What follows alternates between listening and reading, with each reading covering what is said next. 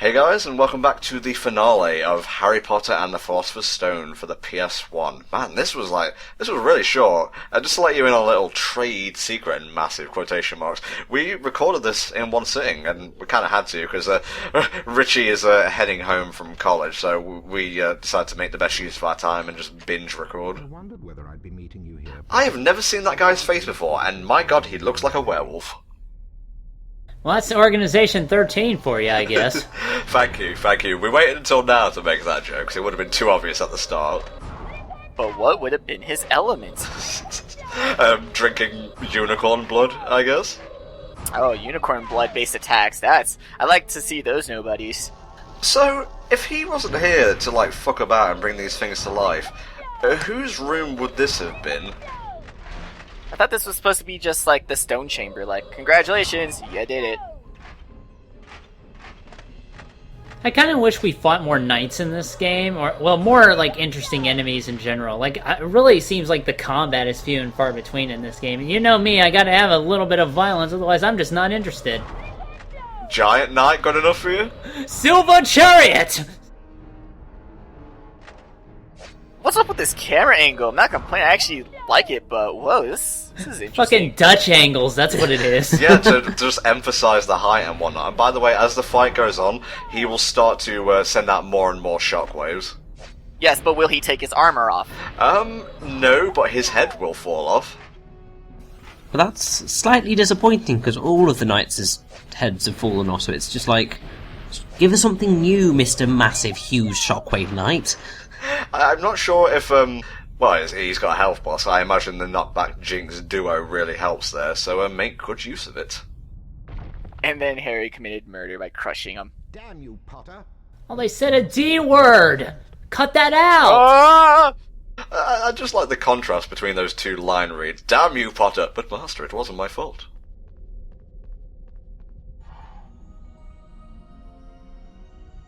There's no kind of fairy equivalent in this game. You know, you die, you get brought back. No, none of that. You get the one health bar and that's it. I always kind of wonder, why the mirror got relocated from that random room to back down here in the chamber if there's two mirrors. It's just weird. No, it was moved to here. I guess the Chamber of Secrets was out of bands. Well, you can't just distortion the Chamber of Secret, you got a giant fucking snake chilling down there. Exactly. What better thing to actually guard the things you want to keep secret? By the way, you will laugh your ass off at this. I'm getting ready. Potter, give me the stone. I know you have it. Give it to me. Let me speak to him face to face. Of course you had to make that joke, huh? I have strength. Hello, alright. Oh my good god. Oh god, Liquid.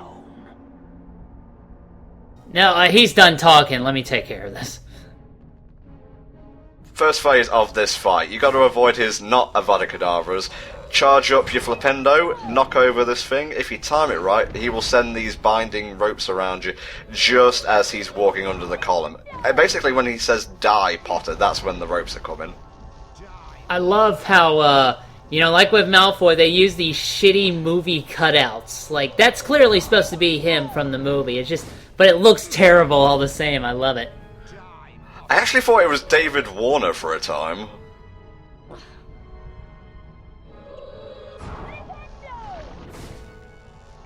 I like how you can use the mirror to block his not Avada Kedavras. This will come into play later. I would very much like to know what spell he's using to, make those ropes appear around you, because that's just weird. It's probably Accio. Accio Bum. Accio is the summoning charm. I'm pretty sure there is a binding curse. So it is kind of interesting that he's trying to get the Philosopher's Stone from Harry Potter, but he's decided to take a short, casual stroll around the chamber as he's doing this. That's why it's kind of cool in the movie he decides to just choke a 10-year-old. Potter, you can't escape me, Potter. I'm going to whisper all of my lines. Remember me, brother? If this is your last warning, if you don't, I will have no choice but to do my 10,000 steps per day! Okay, now he's going to charge up a final flash, so get ready to be walking to the side. That's more of a Big Bang attack than a Final Flash. Oh, No, whatever. no, no. What's supposed to happen is that while he's charging that, you should be charging up your spin attack so that you can reflect it back at him. Yeah, we need some fucking Dead Man's Volley. Let's do this shit. How did you feel about the final confrontation in the movie, Richie? In the movie, it was pretty cool. I mean, obviously, there's the whole thing of Daniel Radcliffe's voice is completely dubbed over, not that anybody really realised. But it was just awesome. And also, even though, obviously, it was cheap, early noughties CGI, it was surprisingly well done. And to be perfectly honest, really random tangent, but all of the CGI throughout the series has mostly been surprisingly decent. Apart from kind of Dumbledore's grave in the last one, and the hideous Voldemort thing in King's Cross, those were terrible, but in general, kind of, it's been alright. Yeah. In case you haven't noticed, this part of the fight sees you charging up the Mirror of Erised itself, which has now become so related to video games, it may as well have its own health bar. Yeah, I like how it's basically become your focus lens to do, like, super attacks on him. That doesn't even make sense. Well, the top of the mirror sort of looks like 1/3 of the Triforce, so evidently that's the reason why it's doing all of this video game magic-y stuff. That's the only reason I'm here, guys. Surprise! Philosopher's Stone is actually a Zelda spin-off. It's the 4th timeline. Do you think that, while Voldemort was stuck on the Quirrell's head, do you think he demanded that particular exfoliants were used? Like, Quirrell, I want you to buy me the good shit with the grit in it, the Irish Spring, I like that sensation! What if not that, then what about his favorite snacks? Like, feed me grips! I demand a Kit Kat, Quirrell! Keep tapping that square button or you will lose health. Even now it's got QTs, thanks EA. I was gonna say. Oh, God. This perspective, I'm not liking this. You're doing this to a boy, come on. Yield, damn it, yield! He's icky, master! This boy doesn't take baths regularly, master! Alright, let's bring it on home. I didn't realise that the QuickTime event to kill the final boss began all the way back here. Yeah. Fuck you, God of War. Harry Potter and the Philosopher's Stone for the PlayStation 1 did it first. Was this whole burning scene, was this supposed... because I remember that Voldemort's original spell backfired due to Harry's mom's love for him. Wasn't it also what caused Quirrell to burn in this scene as well? Was that the love was still there? Yes, I think so. Yeah, pretty sure. Yeah, he was basically considered Voldemort at the same time, which I'm sure has got to be awkward for particular forms he has to fill out, so... Male, female, servant of Voldemort, currently residing... Is he currently residing within your body? Do you identify as a Dark Lord? I'll have you know you need to check your not Dark Lord privileges. Dungeons between yourself and Professor Quirrell is a complete secret, he said. So naturally, the whole school knows. Now, may I have one of your muffins? As you can see, there's plenty of them there. Who even makes an orphan boy muffins? God! The school who's very grateful that they're not dead in their beds right now.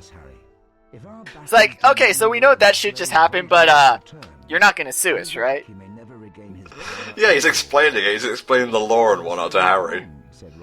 This scene will not show up if you don't have all the cards at this point, obviously. What do you get instead? You get some credits. Oh good, thanks. That's a bit miserable. That's bullshit. I'm pretty sure I didn't allow my likeness to be used. I'm gonna have to sue these people. Oh, fucking Colin Creevy, always taking pictures. But Colin Creevy isn't here this year, is he? I thought he turned up next year. Don't bring your logic and actual facts into this. Also, he died in the Battle of Hogwarts in the movie. Ah, very true. Yeah. Here's that Slytherin match you were pining for, Mexi. There it is. I had to make sure, dude! Here we go, the final clash. My team smoked your twos, now it's time to smoke Hell Dragons. Yeah, because I totally care about that, thanks. Oh, that's just what a loser would say, that he doesn't care. This is also locked behind the 100% rank, but if you're gonna play, you may as well get all the collectibles. There's not many of them, and you get a nice sense of accomplishment for doing so. Yeah, and to be perfectly honest, the only worst bit seemed to be Gringotts in terms of collecting stuff. So, I've never seen a final boss that turned out to be a sporting match, unless you count the final boss of Duke Nukem 3D, Episode 3, because that was on a football field, and you basically played football with the guy's eye at the end, so I'm gonna count that. Yeah, the final boss is Slytherin. How perfect is that? See, because they're the evil house! Get it? Is that the snitch? You guys know how this plays out, so we may as well start, wrapping up here. So, Helldragon, I'm going to start with you, mate. What do you think about the PS1 version of Harry Potter and the Philosopher's / Sorcerer's Stone? Well, I mean, it's, obviously shown its age, around this time of the PS1's life. It's still very firmly a collectathon kind of game, a lot easier. The graphics are a bit weird at times, but I love that crappy-looking retro charm this game has. So, even though I've never played this game personally, it was pretty fun to kind of experience it this way with you guys. So, A+, I suppose. A+ for effort. 10,000 points for Slytherin. Richie, let's go with you next, mate. Yeah, it's been really kind of fun revisiting this game, because I did play it when I was a kid with my sister, and then obviously we got stuck at the stroll and never played the rest of it again. So it's been fun seeing the actual rest of the game, and also watching somebody play well.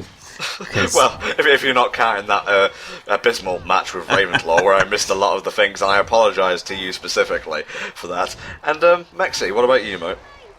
I gotta go with what Helldragon was saying, though, that as a fun retro game to just go back and, look over how silly all of it looks, and by today's standard, it's a lot of fun. I mean, this game, minus some of the obnoxious collectibles that you say end up locked behind doors, it's just a really fun game to not take seriously, but just to go back and enjoy as a part of your childhood if you liked Harry Potter, and if not, then you should include this in your experience of this series, because it's like you said, A+ for fun, A+ for effort, A+, and as Gryffindor representative, I award myself 10 billion points. You son of a bitch. Well, I guess for me, I understand it's quite janky, and like Helldragon said, it's definitely showing its age. But I'm biased. This is one of my favourite licensed games, and the best thing about the early Harry Potter games is that if you didn't like this, you could go play the RPG, you could play the PC version and possibly have a better time, or you could play the Game Boy Advance version, and you could, have another, not as good time, because again, I'm biased, but you'd still have some semblance of fun. The character models are crazy, they're downright stupid, but again, it all adds to that shitty charm. So, yeah, 10,000 points for Hufflepuff. Fuck you guys, I'm getting that house cup. Yeah, basically he kind of handles most of the playthrough. It makes sense he get the most points in the, HellfireComms house. I don't know, guys. You guys are forgetting that Dumbledore can award points, too. The Return of the King. Happy birthday, Harry! Oh, what? That's not what we're doing? No, that's at the beginning of the book. Green and white, except for the red banners that are on the walls. There was a sudden hush. He took a seat between Ron and Hermione, trying to ignore the stares of the other students. What's weird is that we're not going to be talking over this because it's after the credits, but they show that scene of like the hourglasses filling up after this scene, and it's so weird. Cheering and stamping broke out from the Slytherin table. However, okay, guys, that's the end of the playthrough. We want to thank you for watching, and I guess we should announce the next full HFC cast playthrough, which is Mexi.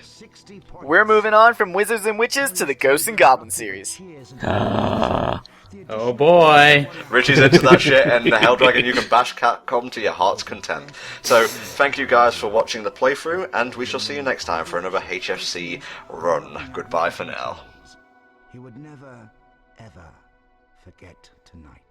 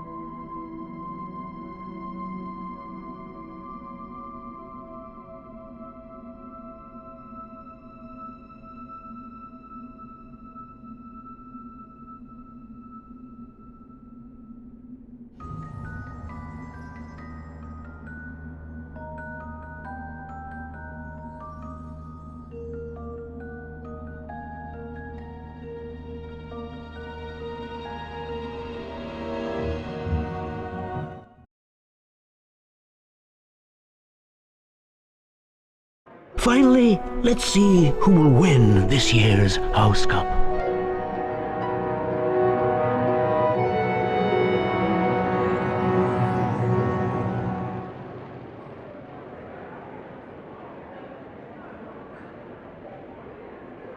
Ravenclaw. Hufflepuff. Slytherin.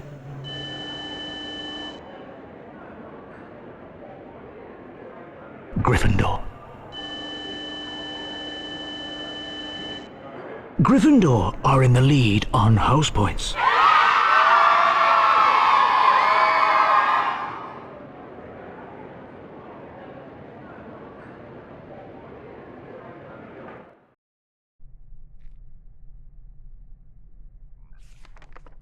Harry Potter, the boy who lived.